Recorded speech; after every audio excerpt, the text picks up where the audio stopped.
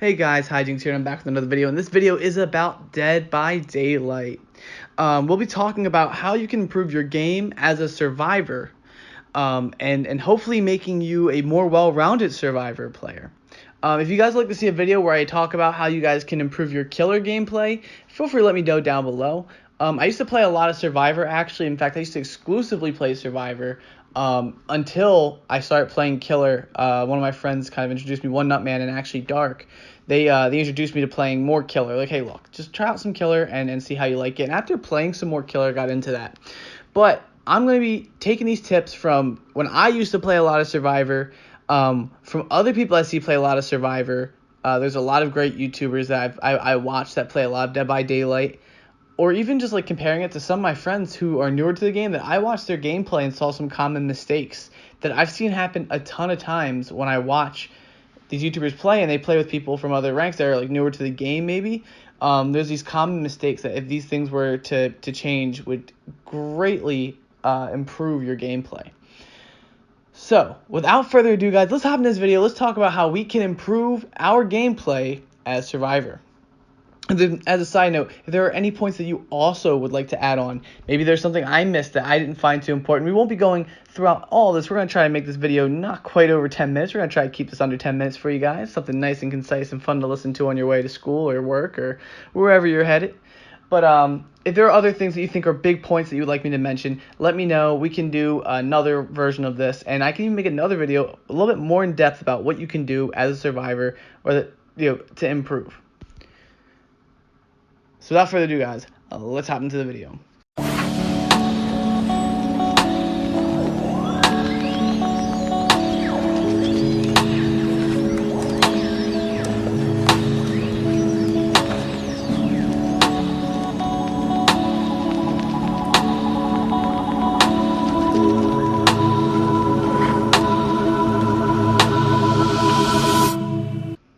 So let's get off to our first point.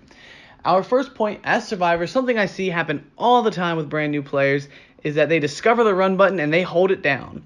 And it makes sense. You're just running from generator to generator. You're trying to avoid the killer. You're trying to use speed and get away. Now, I'm going to tell you something. The killer is faster than you.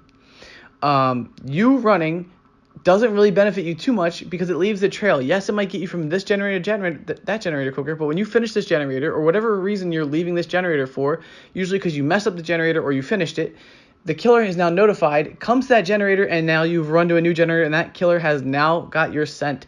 The killer is now following you, and they most likely will find you. Running seems so it seems so intuitive. Like I'm just going to do it. Like this is what it is. But in fact, the best way to play is to use the crouch button. See, when I finish a generator and I crouch, I'm able to move, leave no trail, but also since the killer is forward seeing, they only see in first person, and it's darker than maps for the most part, they can't see you too well when you're down low. You're not taking up as much space, they have less room to really see you, and even though it moves slower, there's no trail, so you can easily sneak away to the next generator. So our first one, do not sprint, especially for newer players. Avoid that sprint because you'll be surprised just how much that can help you. Sprint when you're getting chased. If you've already made contact with the killer is on you, then you can sprint away. However, the second that you have lost sight of the killer and the killer has lost sight of you, crouch and start using sneak. And especially this goes for moving from generator to generator, or especially if you get someone off the hook, do not sprint right off the hook. Get them off the hook, and as long as the killer is not within the vicinity, if you can make sure that you can find out the killer is far away, crouch away, because you will throw off the killer greatly. Our next point is don't be overzealous to finish a generator. A lot of people might say, well, what does that really mean? We want to finish up these generators? Yes, you do want to finish up these generators. However, if you are finishing the generator, you're 3/4 done, you hear that heartbeat, get off the generator. And the reason why I say this is because the killer can hear the generator. They can hear the generator speeding up, and they know someone's on it. So they're going to come around, and they can either stop moving and grab you off the generator, or you're going to get yourself in a chase. However, if you were to simply sneak away from the generator and get to a spot where you aren't as visible, you could sneak your way back to the generator once the killer is left. Maybe they kick it and they reduce your progress a little bit, but overall, not only will you have a better chance of finishing that generator, you'll have finished that generator safely without taking any damage. Do not be overzealous about those generators, guys.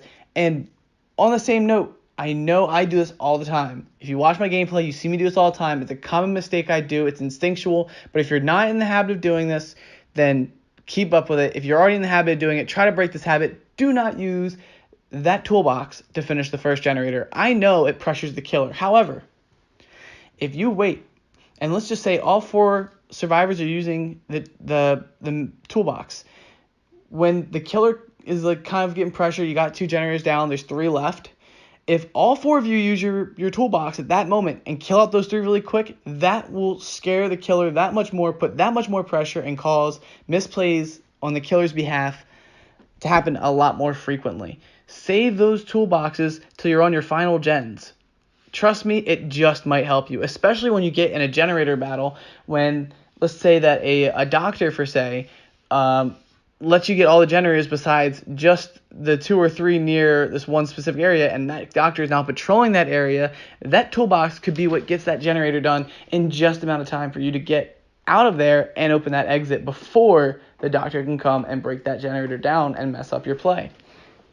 So save your toolboxes, don't get overzealous about those generators, and back to point number 1, do not run. What is point number 3? Sometimes plain sight can be very, very helpful. A lot of people think that standing in plain view is instantly death, and that is true in a lot of cases, but remember, guys, the killers are first-person point of view. They are very limited in what they can see. So this is where it comes into when you are crouched and you are in taller grass, and while maybe survivors are clear-sighted to you, you might not be clear-sighted to a killer. So what you want to do is learn how to read killers' actions. So for instance, if I see a killer run by and I stay still, the killer might not notice because there's not anything moving, right? The map itself does not move. And there's been plenty of times where I've pulled this off where I was playing, and in one case, actually, if you look back at my good plays, my highlight reel I played of Dead by Daylight back in August, there was a point where a huntress ran directly past me. I didn't move. I stayed crouched. And then she just went clean past, and I snuck away, right? Sometimes, if you just stay calm and learn how to read the view, learn how to read their sight, then you'll be able to utilize it to your strength. There have been plenty of times where I've played killer, and someone just stopped moving near a generator, and I didn't even, I walked right past them. Then it clicks. So after I walk past, it clicks. Oh my goodness, there's a person there. I turn around, and that person's now gone. So remember, sometimes you don't have to move around. Sometimes standing still is their best option, even in plain sight. Plain sight can be a really good weapon for you because remember, your sight is better than the killer's. And there's one more final point I want to bring up. And this is something that I think a lot of survivors could work on, even really good survivors I've seen. And that is to know how to engage a killer. A lot of people know when to engage the killer. A lot of people know, I need to take the hit for you. I need to do this for you. I need to do that for you. But not a lot of people seem to know how to do it. And even I struggle with it. I know how to do it. I've seen people do it really well, and I've definitely tried to utilize those techniques. And there's times where I'm successful with it and some times where I'm not. And even the best people at engaging killers, people who engage killers all day, will still make mistakes. And it can still cost them. However, just knowing how to do it and working on it can improve your chance of engaging a killer and surviving. And this is how you do it. Let's say you're getting someone off the hook. You have not been hit, nor have you been hooked. Your teammate's been hooked once, possibly twice. They're injured. The killer naturally is going to want to go for them. They're injured. It's an easy take. However, what you should do is run at them. Now, most people say, I'm going to just take the hit. But that's not what you do. You run towards the killer, and yeah, if you can't juke him, take the hit. But what you want to do is attempt the juke, and here's what you do. So 360 used to be really popular. A lot of people are familiar with it. People have seen me try to 360. A lot of times now, a lot of killers are a lot more well-versed in how to handle people at 360, so many people started picking up that trick.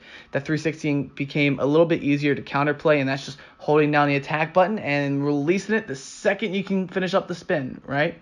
However, by going at the killer, ducking and doing a 360, what you're doing now is you're going to run at them, duck, and 360. the crouch will take you out of their line of sight because now you've closed in the distance. You crouch, you're out of their line of sight, and you spin around them and take them with you to another direction. Now, sometimes they will hit you. However, the crouching does greatly throw off killers because now they can't see you, and a lot of times it can cause them to miss. And at this point, a lot of people go, all right, well, the person might be gone. But however, they're running, right? The killer's coming. We're engaging the killer because the killer came right away, and we need to slow this down. So we need to give it time for that trail to dissipate. So remember, only do this if you haven't taken damage. So you don't want to do this if you're injured, and you don't want to do this if you've been hooked once or twice. So definitely not if you've been hooked. Unless, if you're the one with the most health, you've been hooked, everyone else has been hooked, and you're the one that's best off, then yes. Or if you're really good at it, maybe, then, but read your own ability. For the most part, I like to only engage when I'm at full health and I haven't been hooked yet. And so this gives me, a lot more chances to kind of bounce back. You're going to take the killer with you by running, and however, you're going to slow it down at certain points. Give the killer a chance, bait them to swing, and when that swing comes, you're going to crouch and 360 it again. But each time you do this crouch 360, you're going to swap direction, right? So opposed to just going, crouching, and 360 to the right every time, you're going to start using the left. You'll start using this kind of technique for a while and kind of bait them away and then take them to a point where you can stun them with a pallet or that you can lose them through some form of obstacle, and that is the proper way to engage a killer. You want to take this killer away from your injured teammate as far as possible and as far from generators as possible. And hopefully you have other teammates alive that are working on gens at this time, so they're getting generators done, increasing the pressure and really making that killer feel the heat and causing some misplays. But alright guys, I'm sorry this video did hit over the 10-minute mark, and I hope you guys enjoy the video. I hope you guys like these tips. I know it's just a few.